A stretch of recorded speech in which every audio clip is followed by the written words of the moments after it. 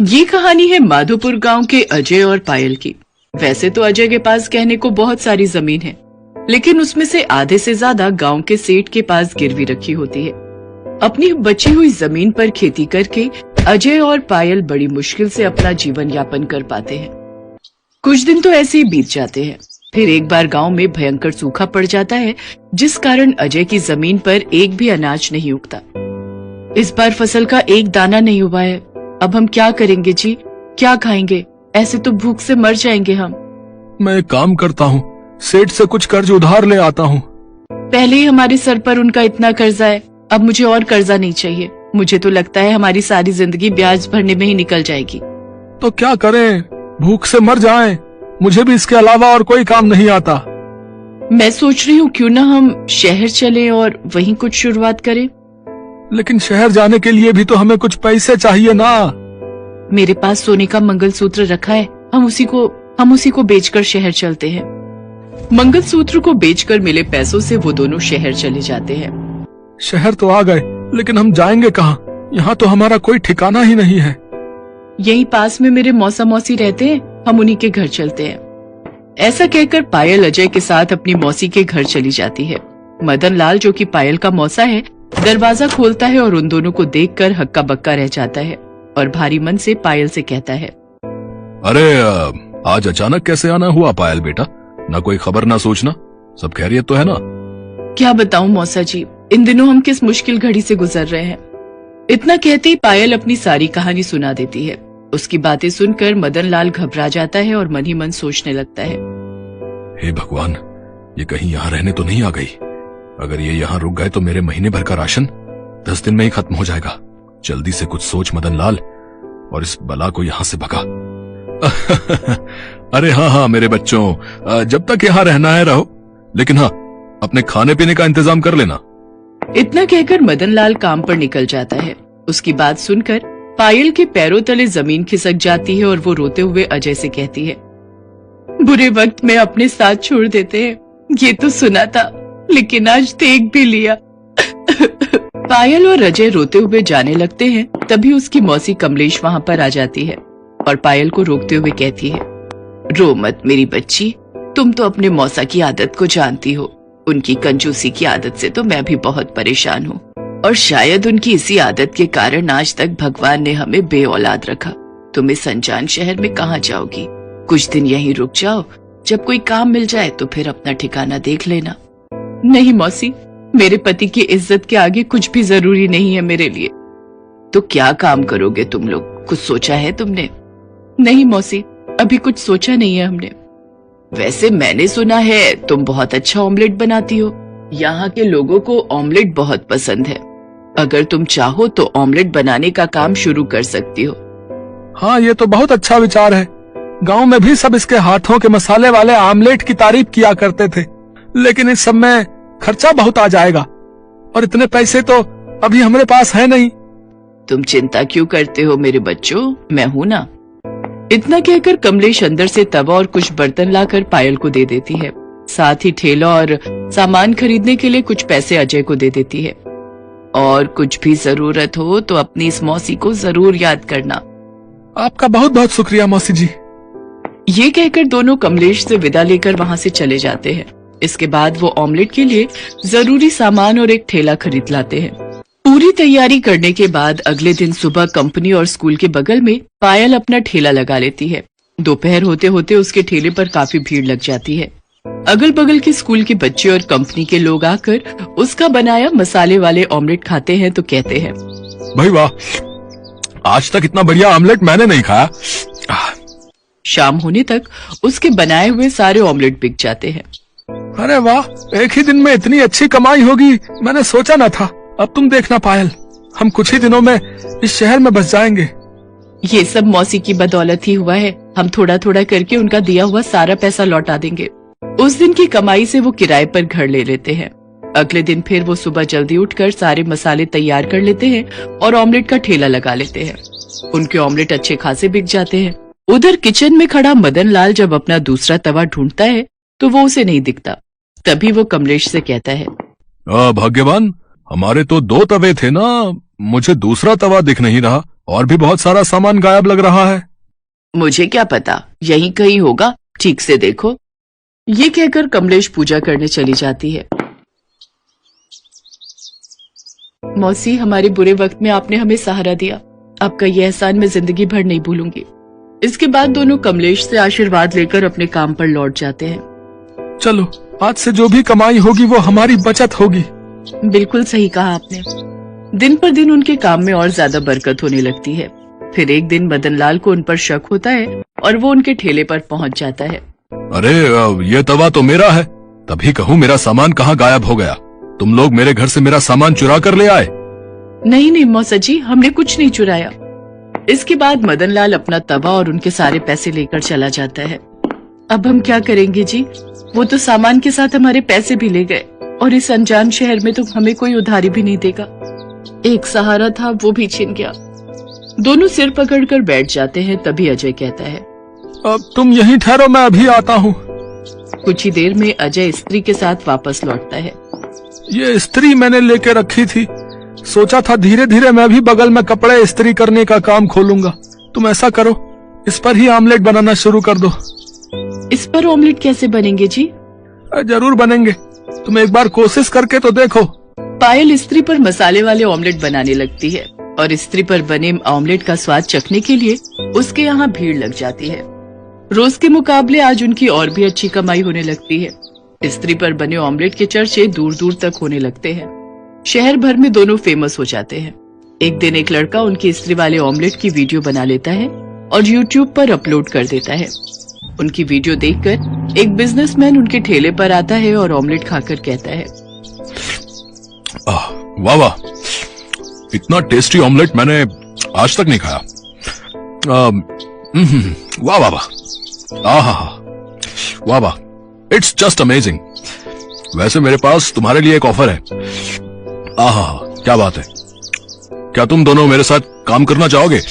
वाह वाह वाह। जी नहीं। अरे घबराओ नहीं, मैं तुम्हें ठगूंगा नहीं।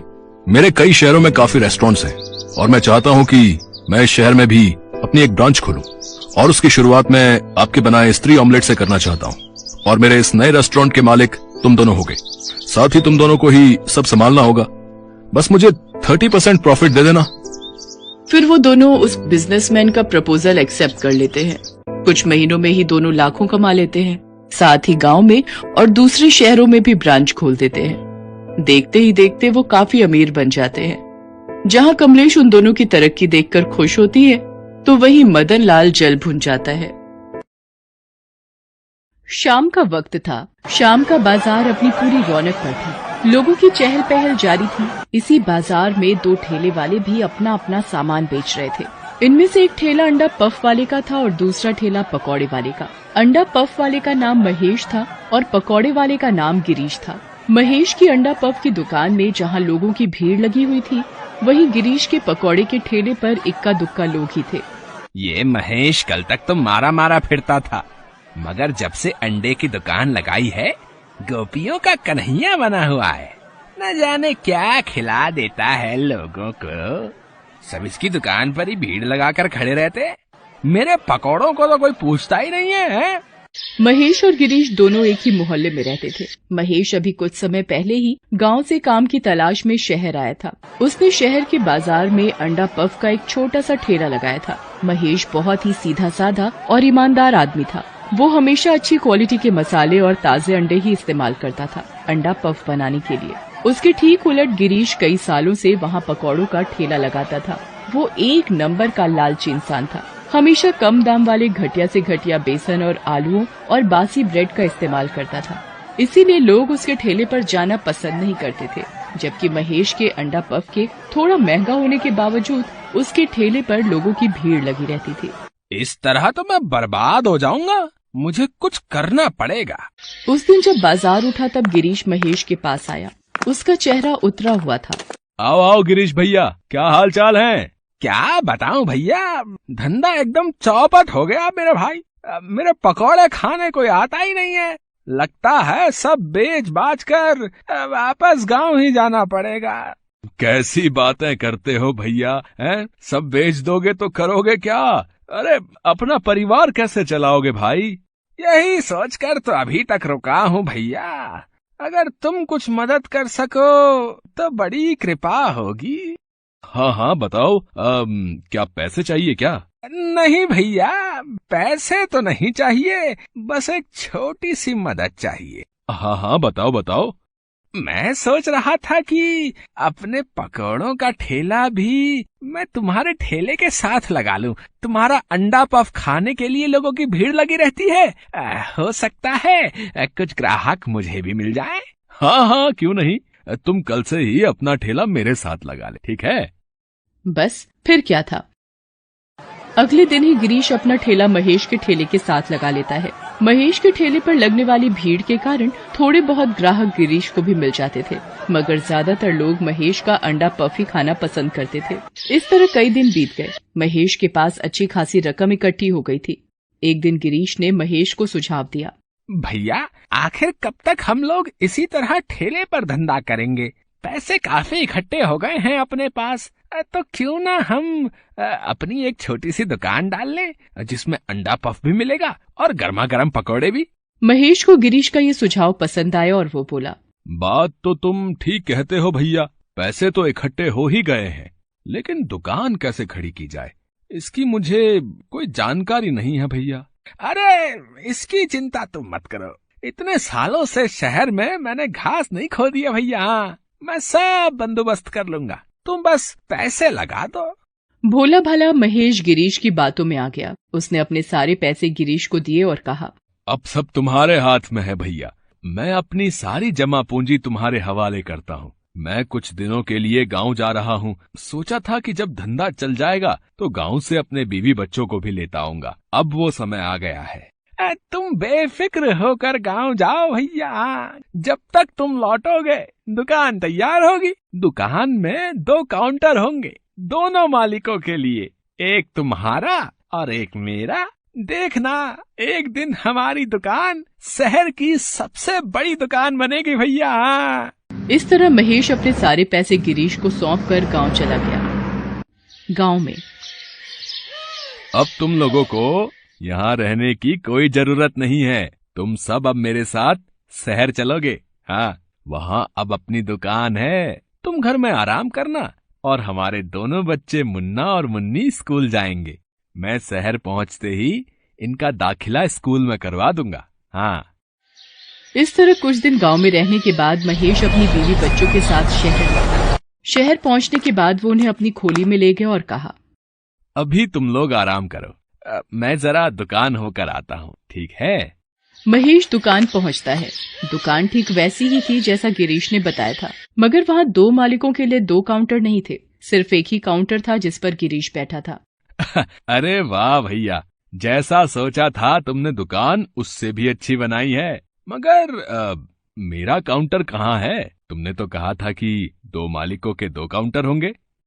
काहे के 2 काउंटर हैं? जब मालिक एक ही है तो ये दुकान मेरी है और इसका मालिक मैं हूँ। तुम क्या सोचते हो कि अचानक से तुम मुंह उठाकर चले आओगे और मैं आधी दुकान तुम्हें सौंप दूंगा? चलो निकलो यहाँ से, धंधे का टाइम हो रहा है। ऐसा न करो भैया, मेरी सारी जमा पूंजी मैंने तुम्हें दे दी थी। मैं तो बर्बाद हो जाऊंगा भैया। मैं तो गांव से अपने बीवी बच्चों को भी लेता आया हूँ, उन्हें मैं क्या जवाब दूंगा? तो मैं क्या करूं? हैं? तुम कोई मुझसे पूछकर उन्हें यहाँ थोड़ी लाए हो। अब चुपचाप यहाँ से चले जाओ। देखो गिरीश, अगर तुम ऐसा करोगे तो मजबूरन मुझे पुलिस को बुलाना पड़ेगा। हाँ हाँ बुला लो, डरता कौन है? मगर पुलिस को बुलाने से पहले ये कागज देख लो। इस जमीन और इस दुकान का कानूनी तौर से मालिक मैं हूँ। सारे कागजों पर मेरा नाम है। कानूनन तुम कुछ भी नहीं कर सकते, समझे? चलो निकलो यहाँ से। महेश निराश होकर वहाँ से चल दिया। कहाँ जाए क्या करे ये सोचता हुआ वो शहर की सीमा पर के जंगलों की तरफ चल दिया। अब मैं अपने बीवी बच्चों को क्या मुंह दिखाऊंगा? मैं उनसे नजरें मिलाने के लायक नहीं रहा। मैं अपनी जिंदगी ही खत्म कर लूंगा। हाँ। ये सोचता हुआ वो जंगल में बढ़ता चला गया। रात हो आई थी। सारा जंगल चांदनी की रोशनी में नहाया हुआ था। महेश ये सोचते हुए चला जा रहा था कि कोई न कोई जंगली जानवर उसे अपना आहार बना लेगा और उसे इस जिंदगी से छुटकारा मिल जाएगा। तभी उसके कानों में कुछ आवाजें आईं। आवाज थोड़ी दूर पर बरगद के पेड़ के पास से आ रही थी। महेश दबे पांव वहां पहुंचा और उस आवाज को सुनने की कोशिश करने लगा। अभी शहर में खतरा है, इसलिए लूट का सारा माल यहीं छुपा देना ठीक रहेगा। मगर किसी को पता चल गया तो? अरे नहीं चलेगा, मैंने पेड़ की जड़ के पास गहराई से खोद कर डाल दिया है।